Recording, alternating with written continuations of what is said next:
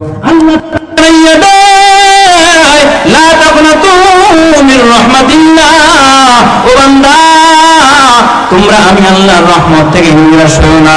আল্লাহ তাআলা জানায় দেয় ইন্নাল্লাহা ইয়াগফিরুয যুনুবা জামিআ, নিশ্চয়ই আমি আল্লাহ তোমাদের জীবনের সব গুনাহ মাফ করে দেব। সুবহানাল্লাহ।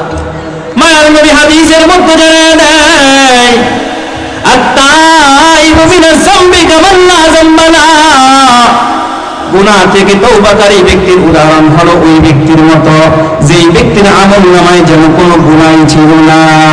আর নবী হাদিসের মধ্যে জানায় দেয় আল্লাহর কোন বান্দা যখন গুনাহ করে গুনাহ থেকে ফিরে আসে আল্লাহ তাআলা ওই বান্দাকে এমন ভাবে maaf করে দেয় যেমন ভাবে সদ্য ভূমিষ্ঠ হওয়া বাচ্চা দুনিয়াতে আসার পর তার আমলনামায় যেমন কোনো গুনাহ থাকে না, আল্লাহ তাআলা ওই বান্দাকে তওবা করার কারণে ওই বাচ্চাটার মতো গুনাহ মুক্ত বানায় দেয়।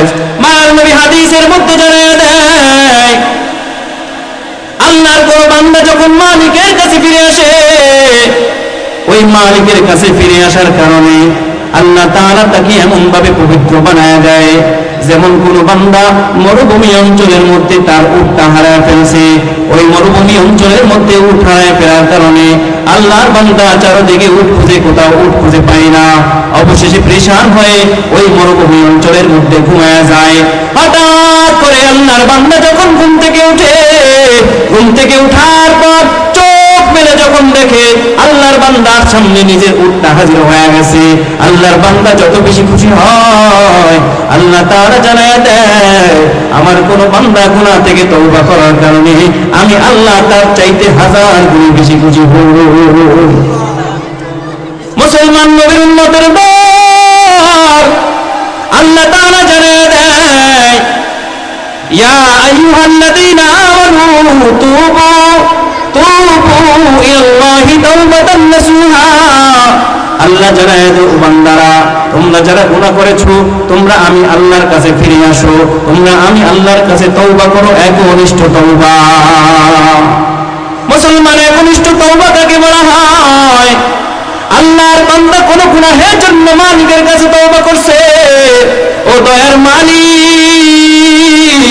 আর জীবনে নামাজ কাজা করব না এই কথা বলার পরে মালিকের কাছে তওবা করছে, কিছুদিন পর আবারও নামাজ ছেড়ে দিয়েছে, এটাকে খাঁটি তওবা বলে না। রাসূল বলেন তওবা কবুল হওয়ার জন্য শর্ত হলো 3টা। 1 নাম্বার তওবা এমন ভাবে করবা যে গুনাহের জন্য তওবা করবা ওই গুনাহ আর জীবনেও কোনোদিন করতে পারবা না। 2 নাম্বার যেই গুনাহ করেছো ওই গুনাহের জন্য লজ্জিত হতে হবে।